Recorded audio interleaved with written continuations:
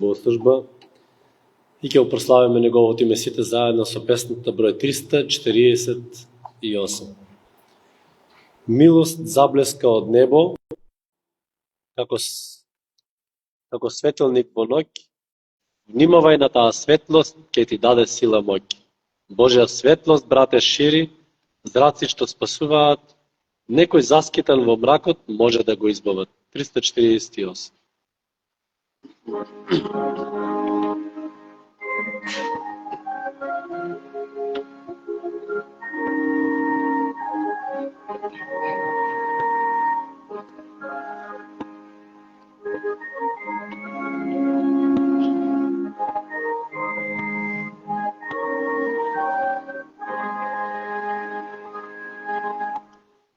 Милост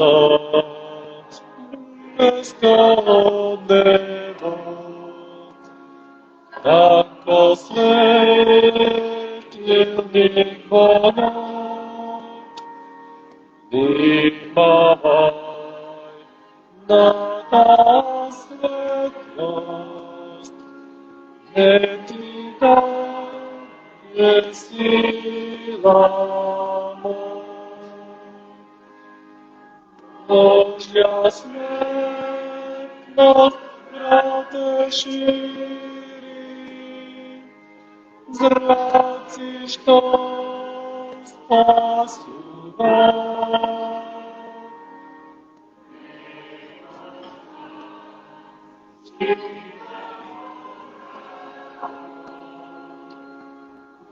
Може да го избават. Древото си мрачен живот, бура што не стигнува, очију морни прекорат,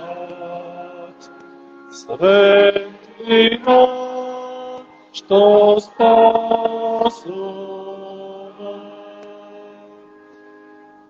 Божја светлост,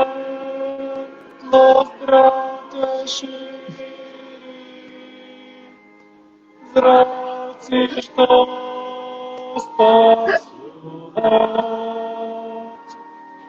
Некој скитан во мракот може да го избават. Тој да става светлост сега, немој да се изгаси, плотен ми да е можно, некој да се изгуби. Божја светлост, брате, шири, зраци што спасуваат. Којта секам во мракот може да го избават.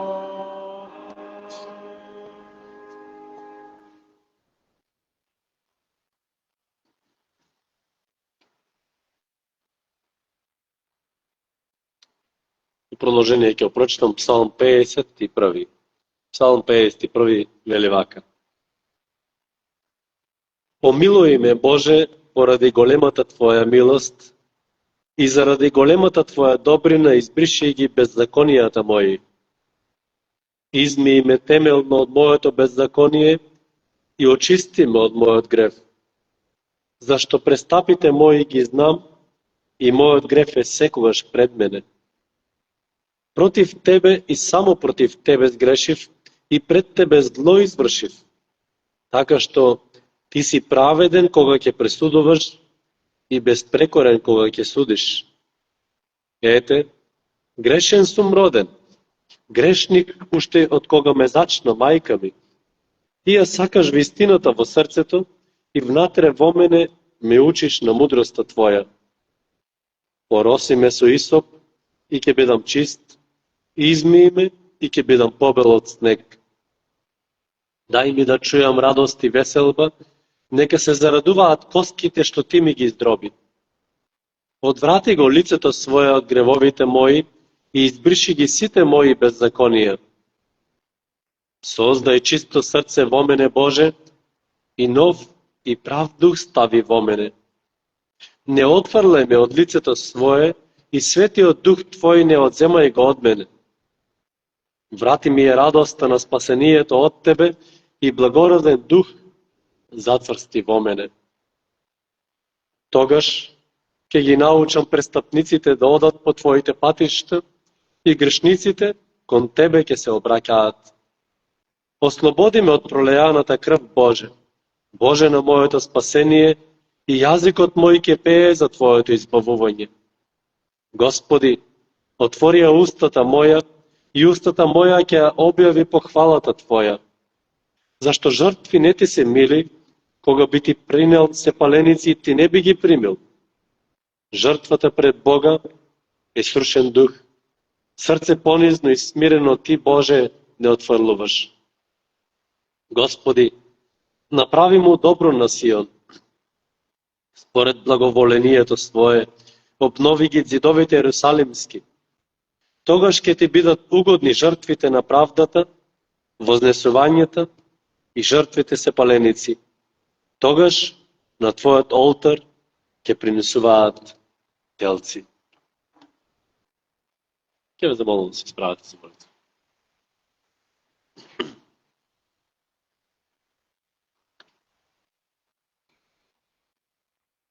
И во ова прекрасно новонеделно утро, Господи Боже Небесен,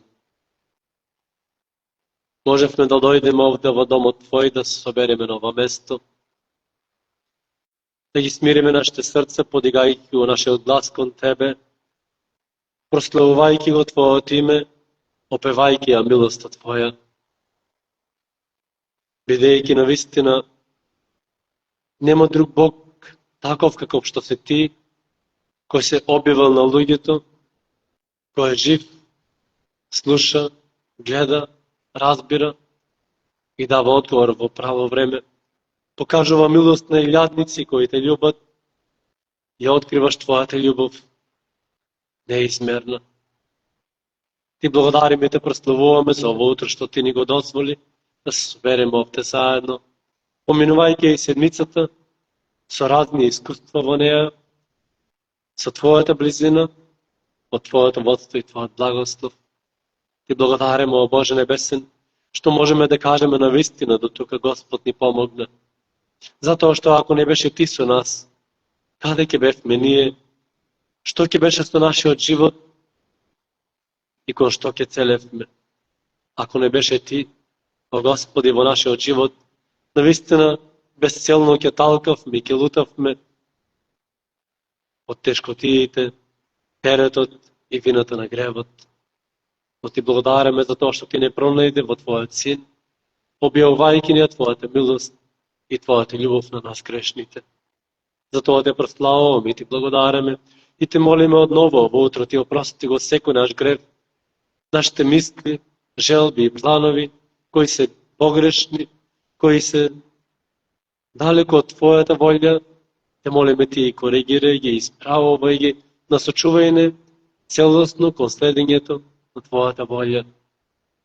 Боже Небесен, многу си ни потребен и затоа кон Тебе доаѓаме ново и кон Тебе повикуваме.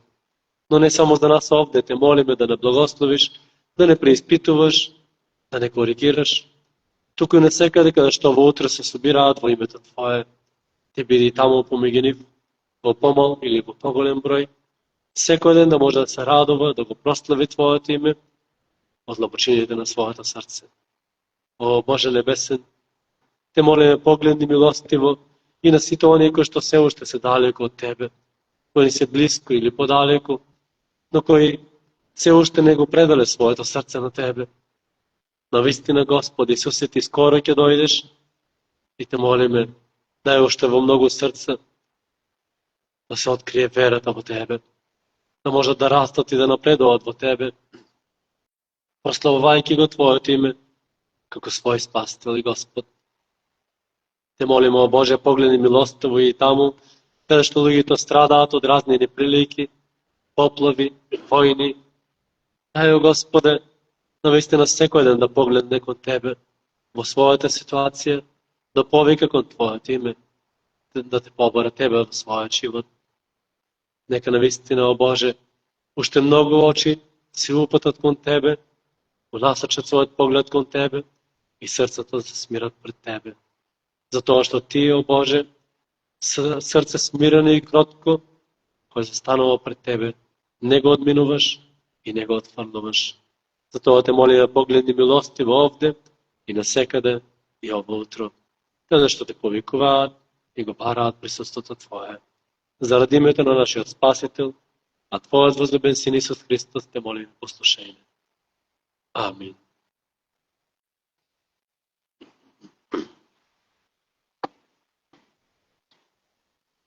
Нека во продолжение заедно да испеви песната број 375. Прекрасни часови со Исуса денес доживувам. Сотонски раце порано бев, а сега сум слободен. И со Спасителот јас се спремам да одам на небо. Има ли бури, гледам на Христос, тој оди пред мене. О, дојдете денес вие, покрај Спасителот, ќе најдете спасение. 375.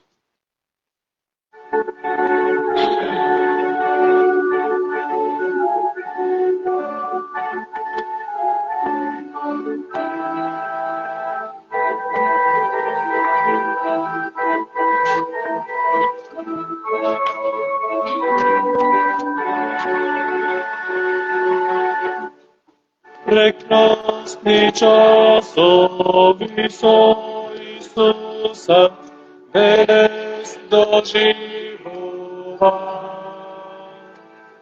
Сатански раце порано бев, сега сум слободен. И со Спасителот јас се спремам да на небо. Има ли бури, гледам на Христос, тој оди пред мене. О, дојдете денес вие, покрај Спасителот, ќе најдете спасение. Времена милост, блаженство, среќа, Исус ми подари. Ако и дојда времиња тешки, тој ќе ме заштити. Сакам да одам само со него, по место најдобро, каде што пеат ангели свети, горе на небото. О, дојдете денес вие, покрај Спасителот, ќе најдете спасение. Часови летат, години минат, доаѓа вечноста. Сакаш ли да почнеш нов живот? живот, дојди придружи се.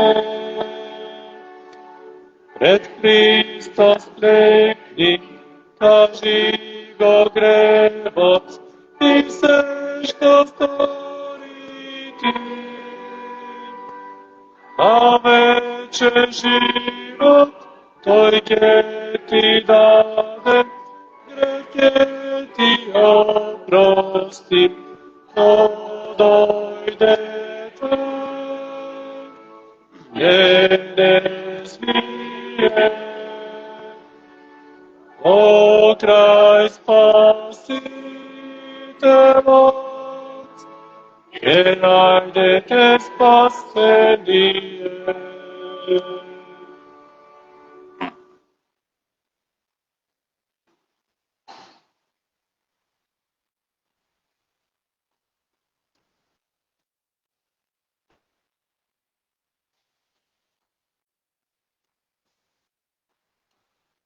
По продолжение ќе прочитам од Евангелието според Матеј, 18 глава, од 21 до 35 стих.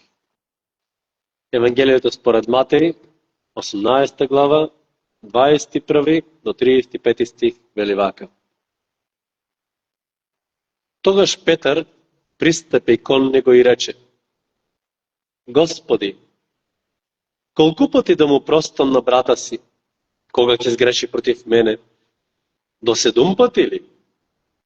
Исус му одговори: Не ти велам до 7, туку до 70 пати по 7. Затоа Царството Небесно прилега на царот кој побарал да ја расчисти сметката со своите слуги.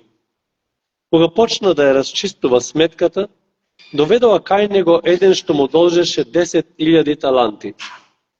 Па, бидејќи немаше со што да плати, Господарот негов нареди да го продадат него, и жена му, и децата негови, и се што имаше, за да наплати. Тогаш тој слуга падна пред него на колена и му се поклонуваше, говорејќи: Господаре, стрпи се спрема мене и се ќе ти платам. А господарот на тој слуга се смилува, го пушти и му го прости долг. Слугата пак, што му излезе, најде еден од другарите своји кој му должеше 100 денарии и кога го фати, го давеше и му велеше: Врати ми го долгот. Тогаш неговиот другар падна ничком пред нозете негови, го молеше и велеше: Стрпи се спрема мене и се ќе ти исплатам. Но тој не сакаше, туку отиде и го фрли во затвор, додека не му го исплати долгот. Другарите пак негови, кога видоа што се случи, многу се огорчија, па отидоа и му кажаа на својот господар за се што се случи. Тогаш господарот негов го повика и рече: Зол слуго, јас ти го простив целиот долг, зашто ми се молеше. Не требаше ли и ти да се смилуваш над својот другар, како што се смилував и јас над тебе? И се разгневи господарот негов, па го предаде на мачители, додека не му го исплати целиот долг. Така и мојот Отец Небесен ќе постапи со вас, ако секој од вас не му прости од срце на брата си.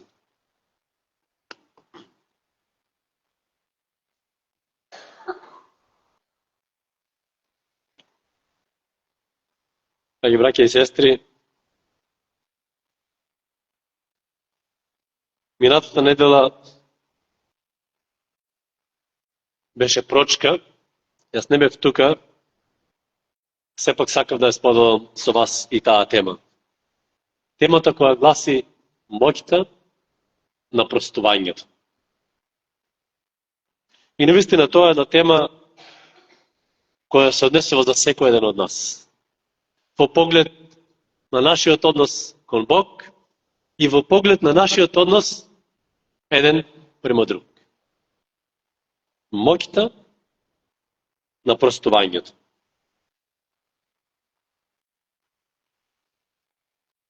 Петар доаѓа кај Господ Исус и му го поставува прашањето за тоа колку пати треба да му прости на братот негов кога тој му греши. До 7 пати ли?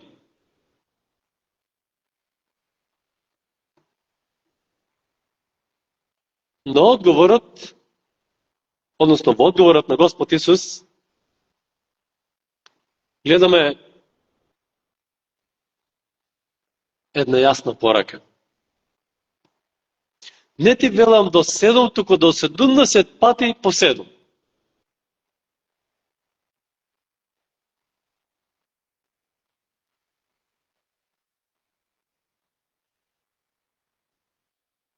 Простувањето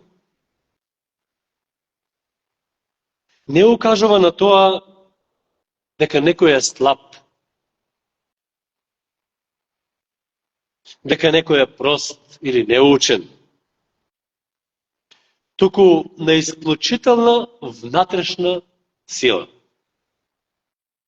За да прости некој на некој друг, треба да се победи себе си, да се бори со себе. Затоа што во човечката природа не можеш да го најдеш простувањето. Затоа што човекот е склон од гревопаѓањето по наваму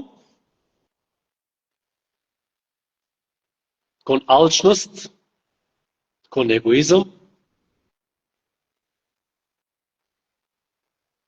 кон грев. Овде имаме една библиска заповед.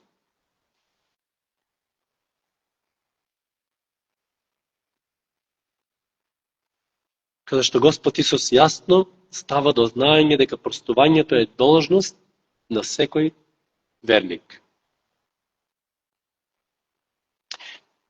Но исто така,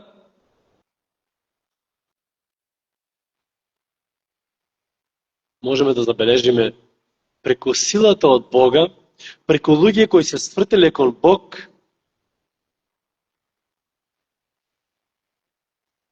како покажале посебна големина во својот живот, кога биле спремни и го направиле тој чекор на опростување.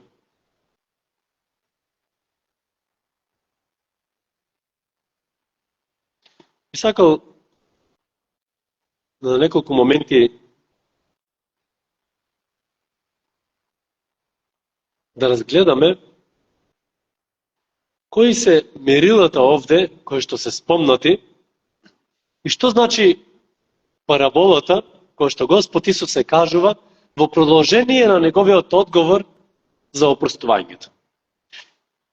И верувам дека во таа парабола се крие клучот за разбирањето на прашањето и одговорот уште повеќе за опростувањето.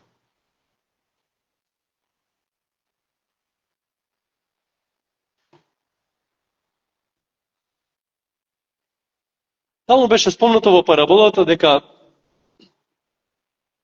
еден цар излегол да ги расчисти своите сметки со неговите слуги. И така нашол еден слуга кој му бил должен 10.000 таланти.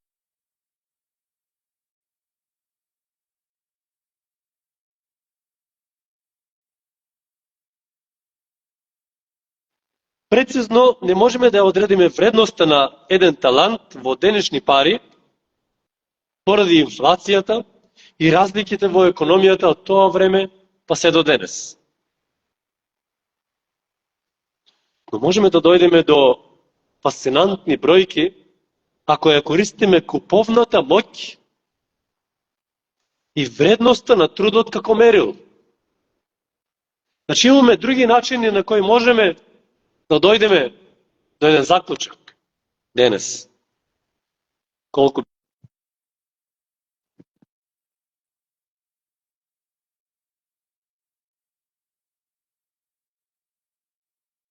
како би можеле да го пресметаме. Пресметка преку работни денови. Во времето на Господ Исус еден талант вредел 6.000 денарии.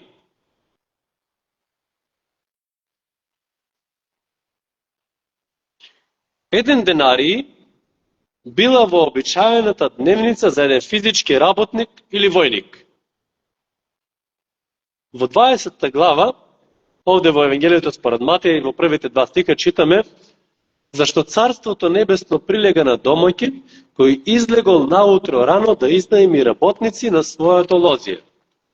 Па штом се спогоди со работниците по денарии на ден, ги прати во лозието свое.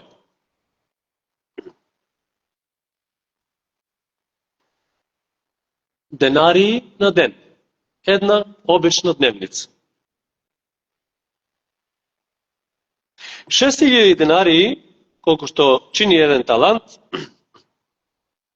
се еднако на 6000 работни денови.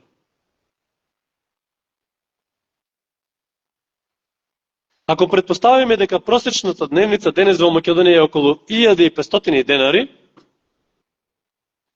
ќе добиеме по 6000 9 милиони. Или 146.000 евра. Ако земеме западноевропска дневница, таа би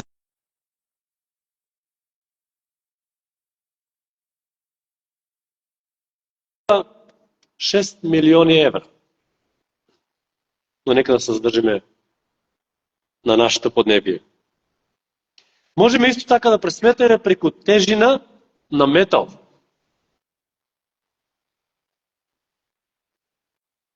Талантот не бил монета. Тој не е парична единица. 10.000 таланти всушност се мерка за тежина.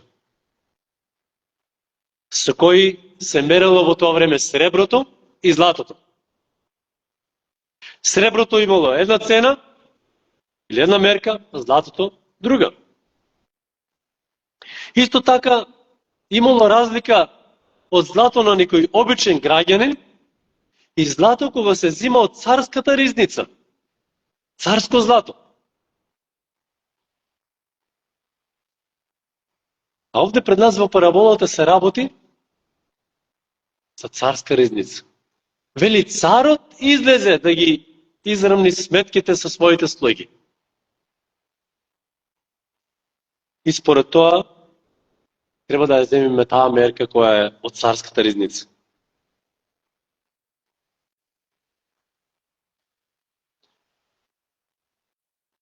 Значи, еден талант мере околу 34 килограми злато.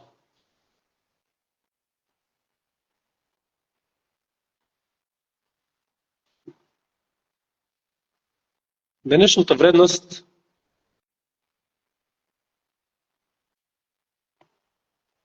за килограм злато би изнесувала некаде околу 75.000 евра.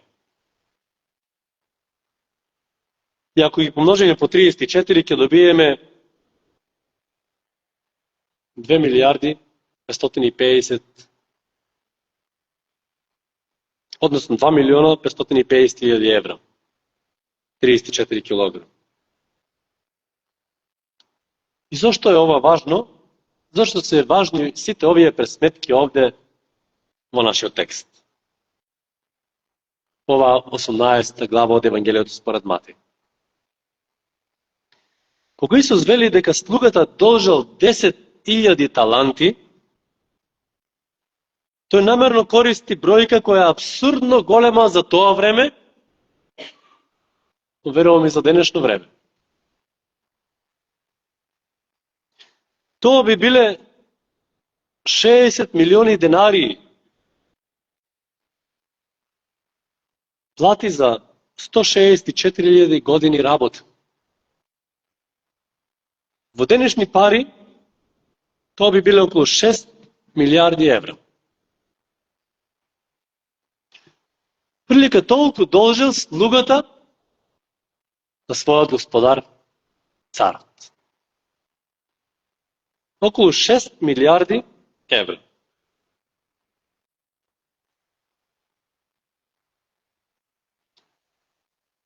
Откога немало со што да плати, царот наредил да се продаде тој, жената негова, децата негови, имотот негов и се што има, можеби некако ќе се доближи до сумата.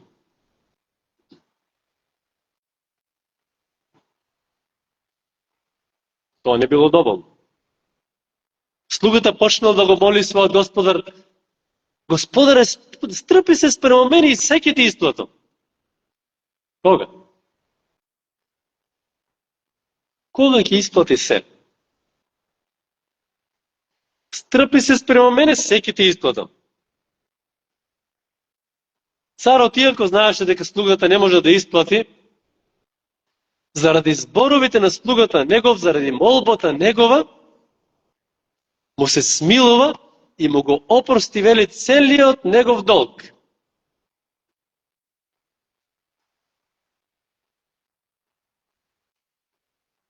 Која е овде поентата? Која е овде пораката на Господ Исус? Долгот на слугата е всушност нашиот грев пред Бога. Гревот на секој еден човек е толку голем тој долг, што не може никој да го исплати. Но има израз. Ако некој искрено од срце го помоли, Господарот, тој е верен и праведен, вели да му опрости. Тој не може да одбие срце понизно и смирено пред него, кој бара да му биде опростено. Човекот дури не го бара тоа, тој вели се ќе ти исплатам. Но Господарот го знае и поради својата милост која има, му опростува.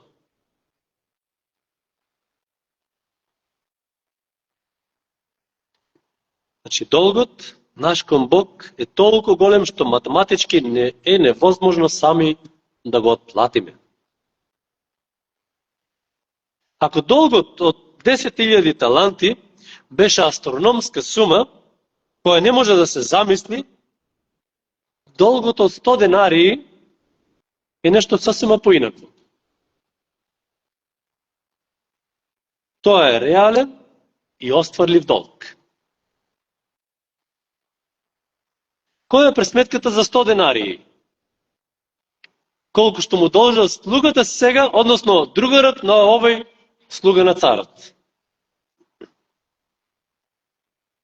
Бидејќи 1 денарий била дневница за еден работник, 100 денарии се точно 100 работни дена. Околу 3-4 месеци работа. Ако дневницата во Македонија е 1500 денари, по 100 дена тоа што се 150.000 денари. Околу 2400 евра. Исто така за некој голема сума, но е остварлива. Може да се заработи, можеме некој пат во животот да ја имаме. Не е незамисливо. Кога ќе ставиме двете суми една до друга, ја гледаме вистинската тежина на Исусовата поука. Првиот дел кон Бога, 10.000 таланти или 6 милиарди евра, се неисплатливи. Просто нема можност, нема шанса. А вториот долг, помеѓу луѓето, се 100 денарии.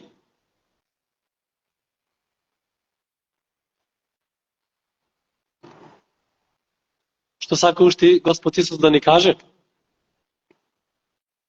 Јас ви простив планина од долгови. А вие не можете да му простите на ближниот еден обичен кредит или неколку само илјади?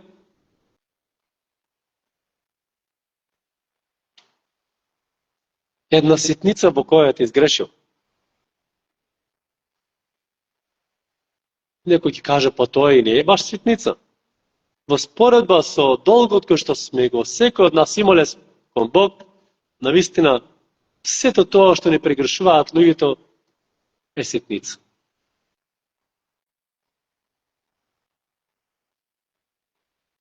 Зошто се најчесто расправиите и кавгите и потребата за опростување?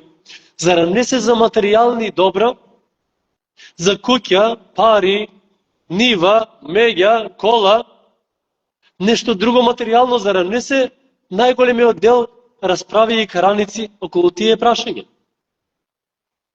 И така брат со брат не сака да се погледне, или сестра со сестра, комшија со комшија, само заради тоа што некаде била поместена меѓата, се случило некоја ситница. Петар го поставува прашањето на Господ Исус колку пати треба да опрости и научен од рабините дека треба да се опростува до 3 пати, не еднаш, не 2 пати, току 3 пати, тој е мощно великодушен. Вели до 7 пати ли? Бројот 7 е број на полнота, на совршенство. И Петар сега сака да се покаже мощно и великодушен. До 7 пати ли треба да му опростам? Тогаш ли ќе биде доволно? Не вели Господ Исус, туку до 70 пати по 7. Или со други зборови, постојано. Треба твоето срце да биде спремно да опростува. Зошто? Во друг случај, вели нема да влезете во Царството Небесно. Доколку дозволиме земните нешта да ни го попречат патот до небото, нашето срце да се полни со гнев и со омраза и со таква суета. Кој го има зборот? Кој е тој што треба да каже како? Во една друга пригода Господ Исус вели, вистина ви велам, ако не се обратите и не станете како деца, нема да влезете во Царството Небесно. Зошто? Изимо токму детство. Затоа што тие, колку да се расправаат меѓу себе, за половина час повторно ќе бидат заедно. Додека за тој половина час, родителите на друга страна си ги вадат очите еден на друг. Зошто со неговото дете тоа се случило, или тоа му било направено, или друго му било направено.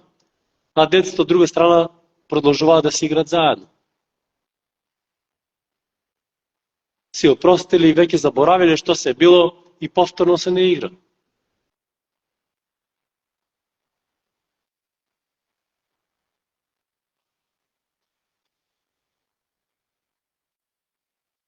Кога некој ќе не повреди, тоа навистина боли и честопати е неправедно.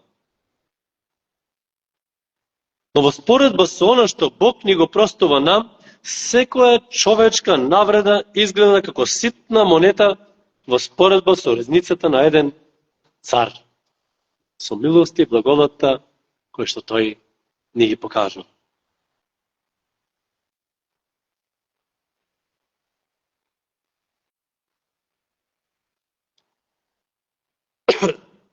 Кога царот вели дознал, го повикал слугата и му рекол: ова е другата страна, што се случува тогаш, кога еден човек, или христијанин во овој случај, или верник, не е спремен и не сака да опрости. Можеме да се потсетиме на тоа, кои бевме ние, со какви се греови исполнити, и кога дојдовме кај Христос, тој ни опрости, не помилува и стави радост и мир во срцата наши. Но доколку има и таков, кој го направил вториот чекор, како што го направил овој слуга, отишел веднаш кај својот другар, врати ми го оно што ми го должиш, и го давил дури за гуша, и не бил спремен да опрости, мора таквиот да биде спремен да си износи и последиците. Кога царот вели дознал, го повикал слугата и му рекол: зар не требаше и ти да се смилиш над својот другар, како што се смилував јас над тебе? И браќа и сестри, ние треба да бидеме огледало Божјо. Огледало на Божјиот карактер, на Христовиот карактер. Како што вели апостол Павле, трудете се да ги имате истите мисли што ги имаше тој. Трудете се да станувате се послични на него, да бидеме огледало на неговиот карактер. Ако тој ни опрстил, таа милост која сме ја примиле треба да се рефлектира понатаму и кон другите кои се околу нас.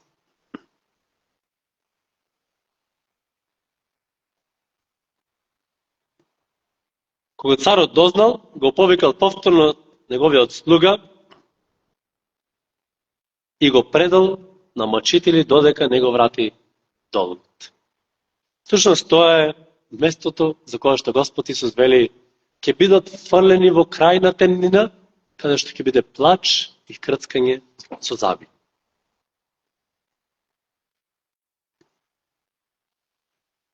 Простувањето е одговор на милост. Ние не простуваме и не треба да простуваме затоа што другиот заслужува, туку затоа што нам веќе ни е простено од Бога.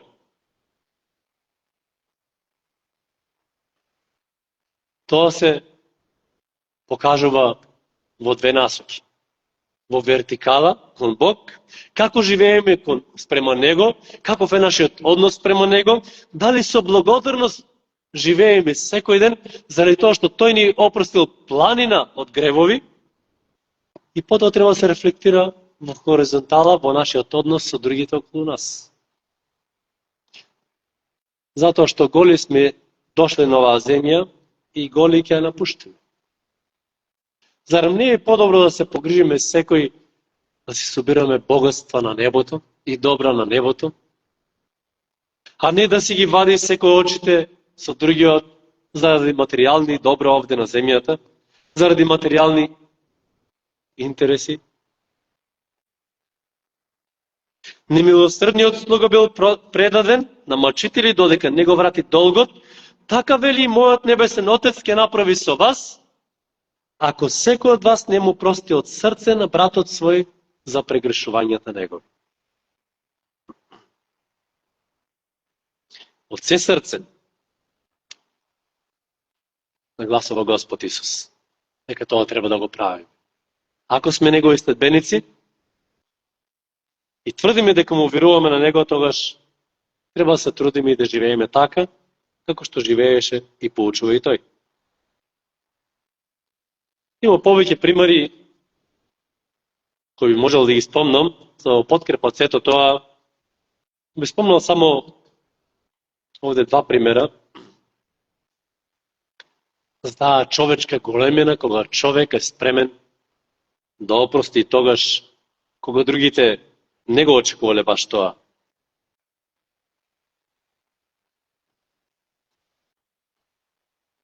А тоа е еден пример со Нелсон Мандела. Црнец кој се застапува за правата нивни и за правда.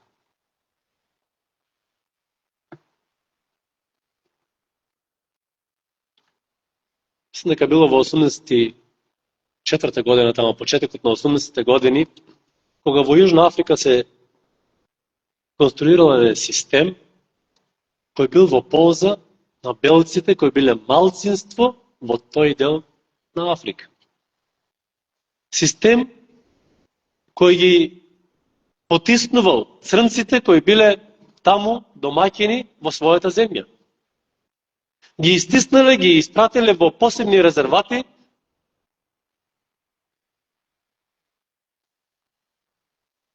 така да бидат што подалеку од белците. Дури се делило на белци и црнци. Вели дури и клупите во парковите биле обележени кои се за белци, а кои за црнци. И се разбира, сето тоа што се правеше за црните луѓе беше со понисок квалитет од оние на белите. И немаа право на глас, немаа ниту право на државјанство во својата земја. Така Нелсон Мандела со уште неколку други се застапувале, протестирале, се додека во 94-та година не се одржаа првите избори за претседател на демократски начин. И кога на тие избори самиот Нелсон Мандела станал првиот председател, црнички председател на тој избран демократски начин. И тој бил во затворен. И кога станал председател, многу луѓе очекувале дека сега тој ќе посегне по животот на оние кои биле против црнците, дека ќе ги испозатвори или ќе ги накази. Но тој рекол за себе, знаев дека ако не се откажам од тој гнев и таа омраза, ако не се откажам од тоа право на некој начин, јас се уште ќе останам и ќе бидам роб на гневот и на омразата во моето срце. Напротив, тој на својата инаугурација го поканил самиот стражар кој бил во неговиот затвор, разговарал со него како со пријател. Сите се чуделе на сето тоа што се случува. Иако имал власта и моќта, тој не посегнал на истиот начин како што правеле другите со него, туку бил спремен да опрости и го направил тоа.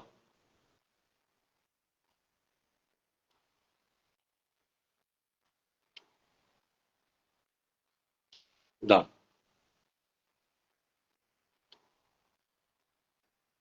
Еден друг пример за амишите во Никел Мајнс. 2006 година еден човек таму во Америка, каде што живееле, влегол во училиште на заедница на амишите. Амишите, кои повеќе знае или помалку, се група на луѓе кои во денешно време избегнуваат да користат технологија. Туку на еден доста попримитивен начин си ги извршуваат своите задачи и обврски. И сака да му служат на Бог на тој начин, мислејќи дека технологијата води кон зло или тоа е греф.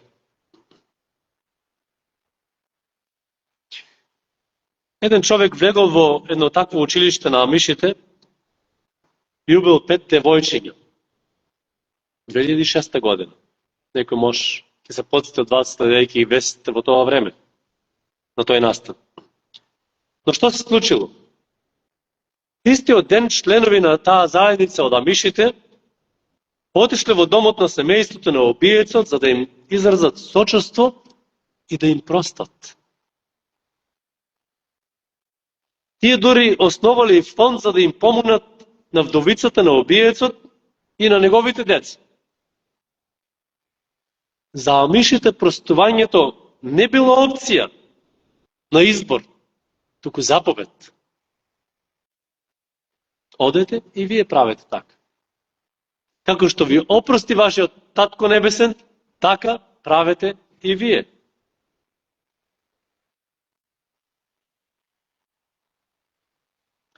Тоа е човечка големина, која се пројавува таму каде што Божиот дух е присутен.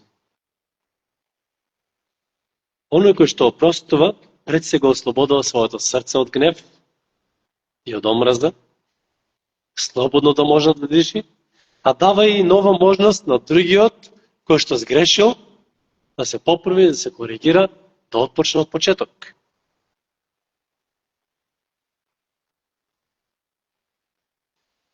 Мирот за оној кој простува го прекинува синџирот на болка и на гнев кој инаку би го уништил самиот негов живот.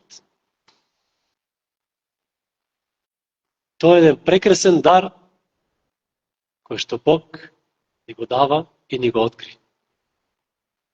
Да може да опростуваме еден на друг, а знаеме дека таму каде што нема простување, нема ниту живот. Нема ниту заедништво, нема ниту слога и хармонија. Но дали ќе се трудиш да стануваш се посличен на Господ Исус, или пак ќе го слушаш ѓаволот кој ти зборува за некакво си достоинство, некаков си авторитет, некаква си надмоќ над другите? Или смирено и кротко ќе се поучуваш секој ден од Господ Исус Христос? Нека твојот постојан пример биде самиот тој, Исус Христос, неговите поуки и неговите безусловни дела на љубов. Моќта на простувањето. Кога се случува тоа, тогаш срцето почнува да дише и да се развива таквиот живот. Нека да дозволиме и други да добијат нова можност, а и самите ние да го задржиме и запазиме мирот кој што Бог ни го дал со неговото опростување во нашиот живот. Нека тој се прослави во Исус Христос преку секој еден од нас. Одете и вие правите така. Амин. Сега ќе замолам да се справите за молитва.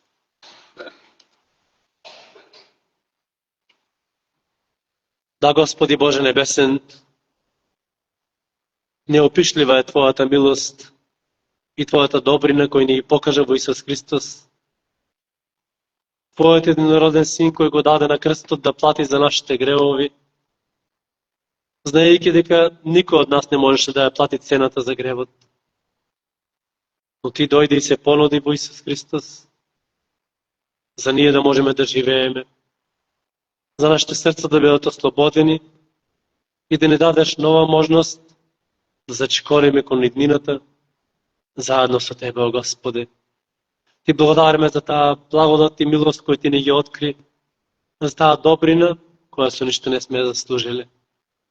Но во исто време Те молиме, о Господе, давај ни силата која ни е потребна, да можеме ние да опростуваме на секаде, каде што има потреба од тоа.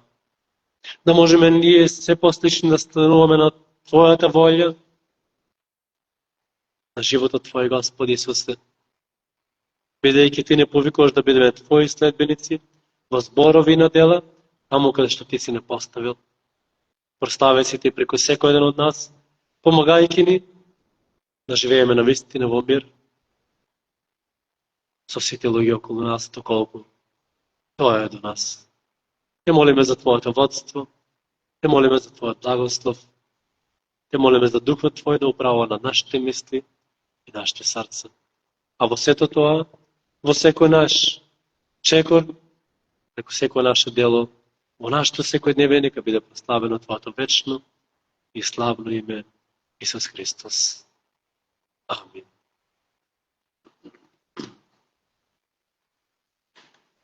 Нека во продолжение сега заедно да испееме песната број 273.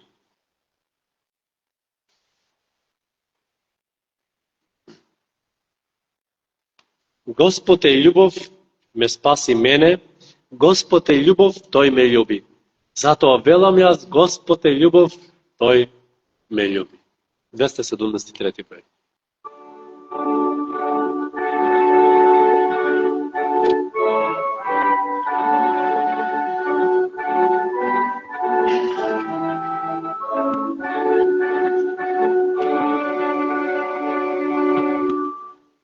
Господ е љубов, ме спаси мене. Господ е љубов, тој ме љуби. Затоа велам јас, Господ е љубов, Господ е љубов, тој ме љуби. Немоќен бев јас од тревот врзан, со тежок синџир бев окован. Затоа велам јас, Господ е љубов, Господ е љубов, тој ме љуби.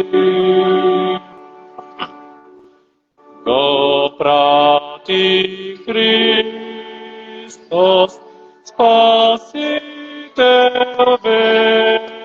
верен, и мене Тој ме ослободи. Затоа велам јас, Господ е љубов, Господ е љубов, Тој ме љуби. За мене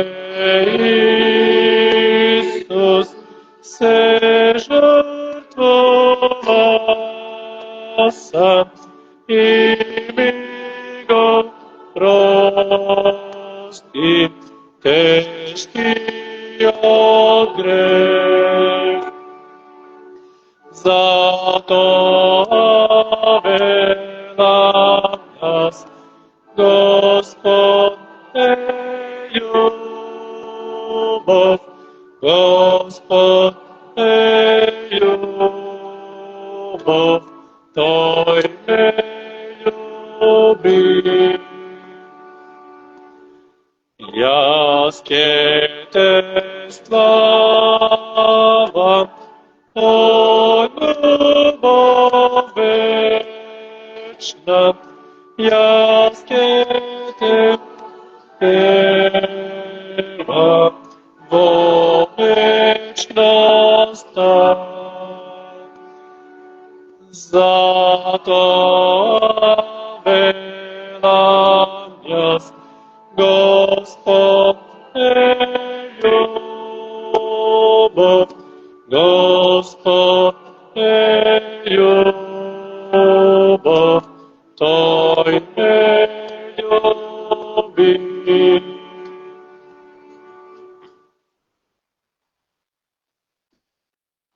Али имат децата нешто припремено? Може и слушно.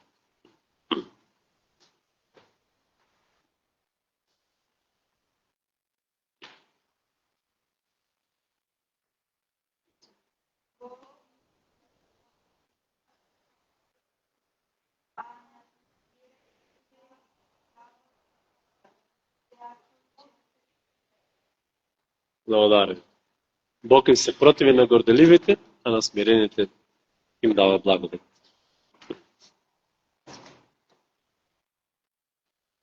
Денес е последната вечер од евангелизацијата во Моноспитово.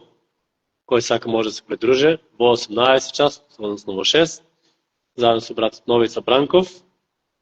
Значи во Моноспитово, во среда има молитвен час, во 17 часот тука.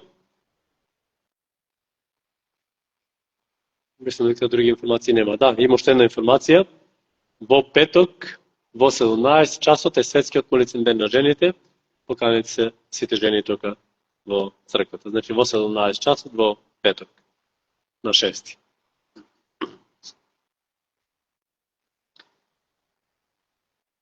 Сега може да се исправите, ќе испееме песната број 401 и ќе завршиме и со благослов.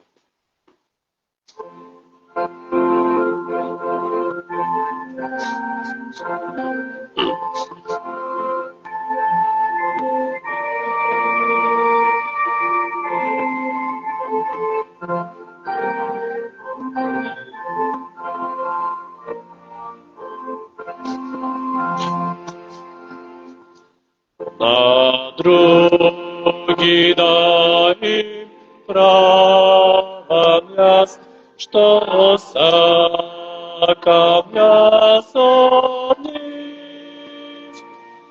На мене да ми направат во секој час и миг. Златно е тоа правило, о грев, што ме штити. На други ќе и правам јас, што сакам јас од нив. И мирот Божи, што надвишува секој човечки ум, нека издачува и запази срцата ваши и душите ваши, за живот вечен, во Христос Исус, нашиот Господ и Спасител, на кој му припаѓа секоја чест и слава сега и во сите векови. Амин.